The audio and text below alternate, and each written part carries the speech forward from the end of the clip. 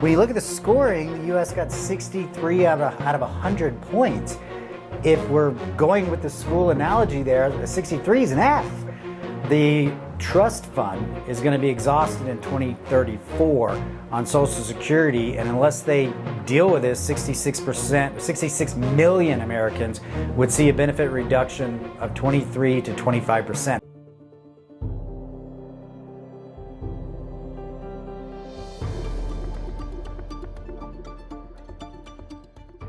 Hi, this is Nathan. Welcome back to Independence Money. Today's topic, the United States falls behind in retirement readiness. In fact, a recent study, I'll put the link below, gives the United States a C+ rating when compared to the sum of 47 countries. The U.S. comes in at number 22. And we're supposed to be the most powerful nation on earth, and we have the world reserve currency. So it's an interesting study. This one actually kind of surprised me. So 22 out of 47 still gives us a C+. I mean, I guess C's get degrees, right? The old college adage. But when you look at the scoring, the U.S. got 63 out of 100 points. If we're going with the school analogy there, a 63 is an F. That's not a good situation. So this quote here is, retirement savings coverage and institutional quality retirement vehicles remain out of reach for many Americans, creating a significant adequacy gap that needs to be addressed, is a quote here. So it goes on to say that, there's kind of like this three-legged stool. Americans have Social Security benefits, and then they've got employee pensions, and then personal savings, which includes retirement accounts, which only 67% of Americans have access to those plans through their employers. They often, if they don't have access to their employers, you can always do an IRA contribution. Granted, the limits are less than a 401k or 403b if you work for a school or a municipality. But again, the limits are lower. So only 67% have a benefit through work, and a lot of times those benefits come with matches. Now, the Secure Act 2.0, I like that. It's like the software update, right? It's 2.0. We didn't get it quite right the first time, so we're going to revise it. It made a more stronger case towards companies having to offer retirement benefits to full-time employees for sure, but it also roped in part-times, and some states are even going for independent contractors. I know where I live in Colorado, they've got a law that if the company is, I think, more than 5 or maybe it's more than 12 people, you have to offer some sort of retirement benefit. But there's a lot of businesses out there that have 5 or less employees, and that could be a concern. So compare that 67% to the Netherlands. 90% of employees have a company-sponsored pension plan, not a savings plan, but a pension plan. I don't see very many clients as a licensed financial advisor that have a pension anymore. And if they do, they've worked there for like 30 years, but a new employee for the same corporation would not have access to that pension. It's really quite died out. And so the 401k is kind of what we're running with here. And so that's some concerning statistics. And then when you look at Social Security, according to this study, it says it provides about 40% of retirement income. From practicing with actual clients here on their financial planning, I rarely see it at 40% because of inflation. Everything's more expensive. Social Security is not indexed properly to inflation. It's indexed, but not the real inflation. And so I'm typically seeing it's around 30% of coverage, which is obviously not that great.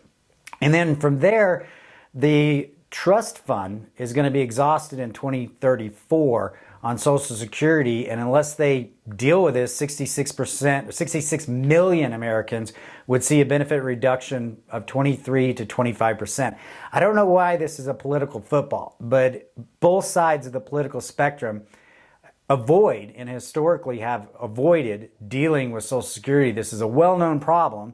It's been published to Congress multiple times a year, and I don't know why they don't make it a priority to deal with it, because there's a lot of things that can be done that are relatively easy fixes, but you need funds to build up over time. You can't wait until they're out in 2034.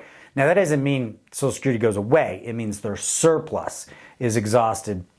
So if you want to know some countries that have an A grade on this study, Netherlands, Denmark, Iceland, and Israel scored an A grade, which means they have first class and robust retirement income system that delivers good benefits, is sustainable, and has a high level of integrity.